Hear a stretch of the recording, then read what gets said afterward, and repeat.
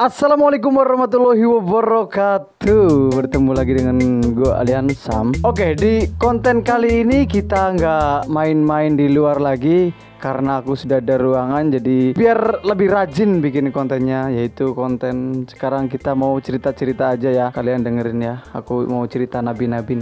Jadi cerita nabi yang mau aku ceritain itu nggak sembarangan ya. Aku dapat ceritanya itu dari Pak Ustadz. Jadi jangan sampai kelewatan, ada cerita nabi untuk Anda. Jadi jangan sampai ketinggalan di Radio News FM.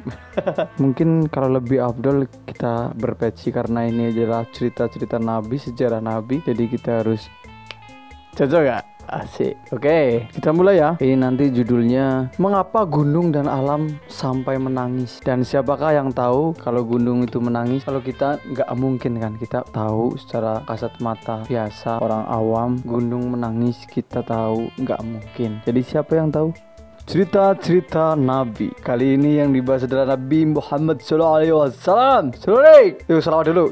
Ya Nabi salam alaika, ya Rasul salam alaika, ya Nabi salam alaika,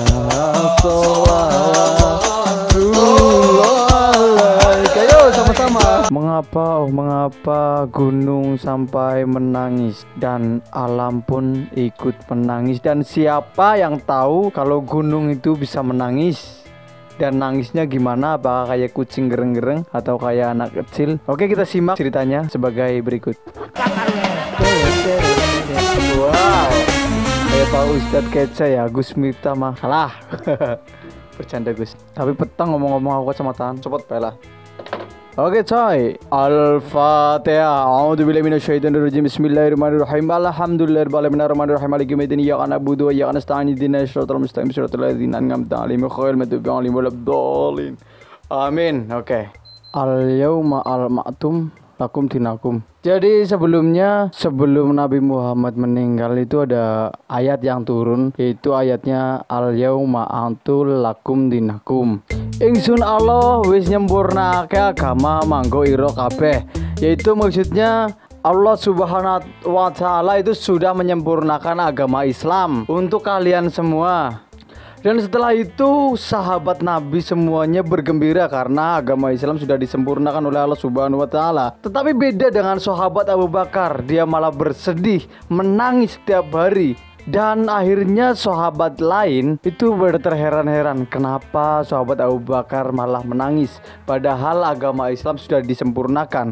Bukannya itu lebih baik, tetapi kenapa Abu Bakar menangis? Dan akhirnya sahabat Abu Bakar menerangkan ke sahabat lain kalau ayat tersebut turun itu tandanya Nabi Muhammad SAW itu sebentar lagi sudah akan meninggalkan kita semua dan bumi ini. Setelah Abu Bakar menceritakan seperti itu, kemudian sahabat yang lain langsung pergi ke rumahnya Nabi Muhammad SAW dan bertanya, apakah benar seperti itu? Dan kemudian Nabi Muhammad pun karena tidak pernah berbohong, beliau menjawab, ya benar demikian. Ya benar demikian bahwa Nabi Muhammad SAW akan meninggalkan bumi ini dan segala yang ada di dunia. Kemudian sahabat yang mendengarkan juga akhirnya bersedih dan menangis dan mengabarkan ke sahabat-sahabat lain, semuanya ikut bersedih dan gunung pun ikut bersedih, alam pun ikut bersedih. Dan Kanjeng Nabi Muhammad mengatakan bahwa yang dikatakan Abu Bakar itu adalah benar seperti itu karena Kanjeng Nabi Muhammad SAW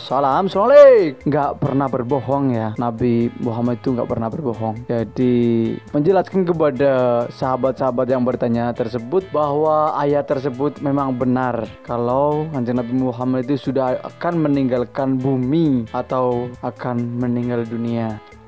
Setelah sahabat-sahabat tahu kalau jawaban Nabi Muhammad seperti itu, kemudian sahabat-sahabat yang bertanya itu dan bercerita kepada sahabat-sahabat yang lain yang belum tahu, dan akhirnya semua pun menangis, menjerit karena tahu kalau yang Nabi Muhammad SAW itu akan meninggalkan dunia ini. Dan karena Kanjeng Nabi Muhammad SAW tahu kalau sobat-sobat Nabi Muhammad itu semuanya menangis dan Nabi Muhammad tahu, dan akhirnya pun Nabi Muhammad nyamperin, datang ke sahabat-sahabat tersebut dan bertanya, "Kenapa wahai sahabat, kenapa kalian menangis?" Kemudian sahabat pun menjawab pertanyaan Kanjeng Nabi, "Kenapa sahabat-sahabat menangis? Kenapa?"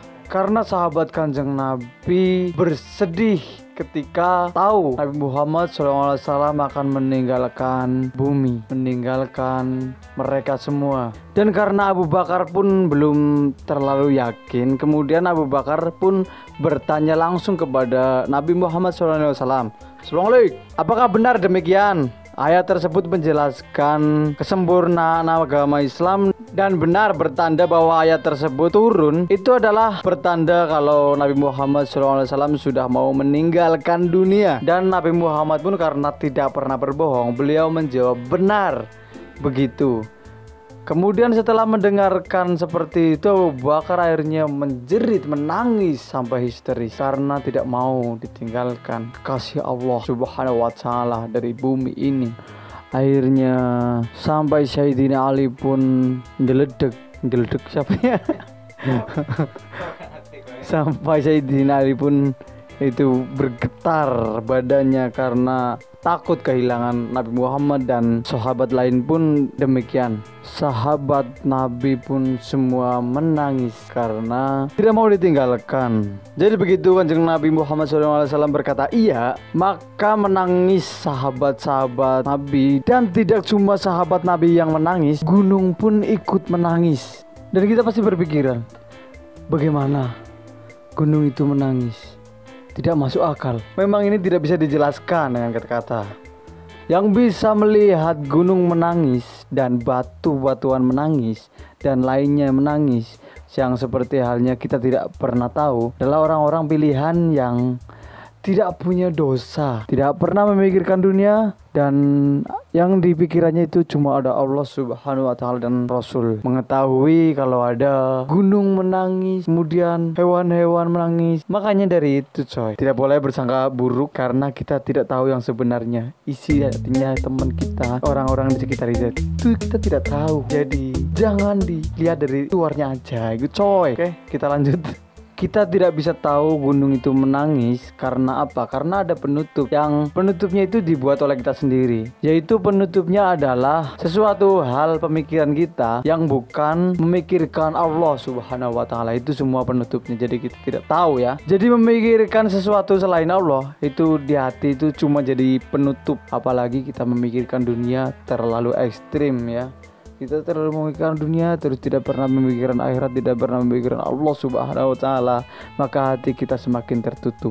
Jadi jangan lupa sholat 5 waktu untuk kebaikan kalian sendiri ya. Begitu coy. Oke, kita next. Jadi orang yang bersih hatinya, yang tidak ada penutupnya, itulah mereka yang tahu tangisannya gunung, tangisannya batu, tangisannya hewan. Orang-orang seperti itu jarang banget ada yang hatinya tidak pernah memikirkan duniawi. Dan Nabi Muhammad bersalaman dengan sahabat-sahabat Kanjeng Nabi, dan beliau pamit karena sebentar lagi akan meninggalkan mereka dan bumi ini. Dan Nabi Muhammad pun ikut menangis. Tapi tangisannya Nabi Muhammad itu lain daripada kita ya.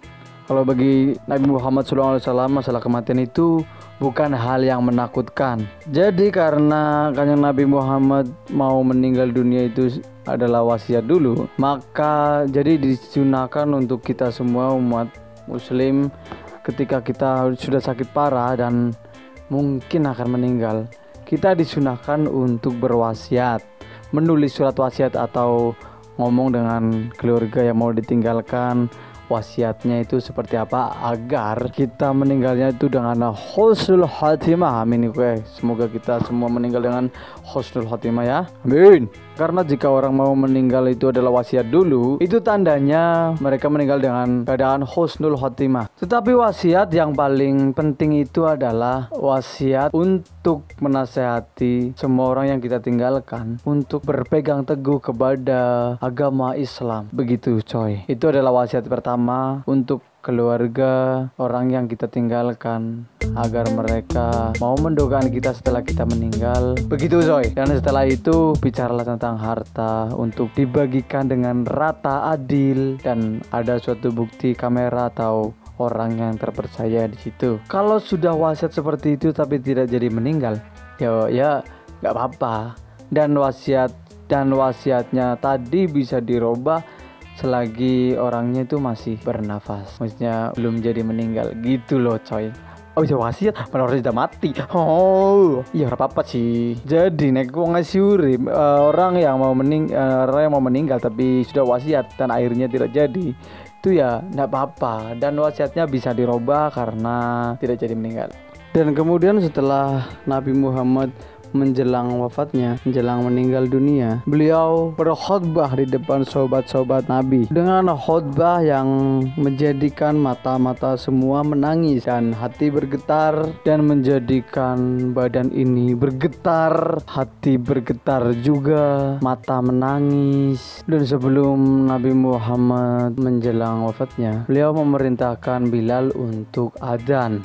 Dan setelah Bilal adzan, kemudian sahabat Muhajirin dan sahabat Ansor semua datang ke ilal masjidil ilal rohi, ke masjidnya Nabi Sallallahu Alaihi Wasallam, Nabi Muhammad Sallallahu Alaihi Wasallam. Masjidnya itu Masjid Nabawi, masjid yang pernah dibangun oleh Kanjeng Nabi Muhammad Sallallahu Alaihi Wasallam, tapi bukan yang masjid yang sekarang, karena masjid sekarang itu udah banyak pembangunan sehingga sekarang mewah sekali ya coy. Dan setelah mereka berkumpul di masjid tersebut, apa yang didengarkan? Karena Nabi Muhammad setelah itu adalah berdakwah, berkhutbah. Khutbahnya seperti apa sampai mereka meneteskan air mata dan hatinya, jiwanya bergetar. Kenapa? Dinantikan di episode selanjutnya. Kalian harus tonton dan jangan lupa subscribe. Oke, wassalamualaikum warahmatullahi wabarakatuh.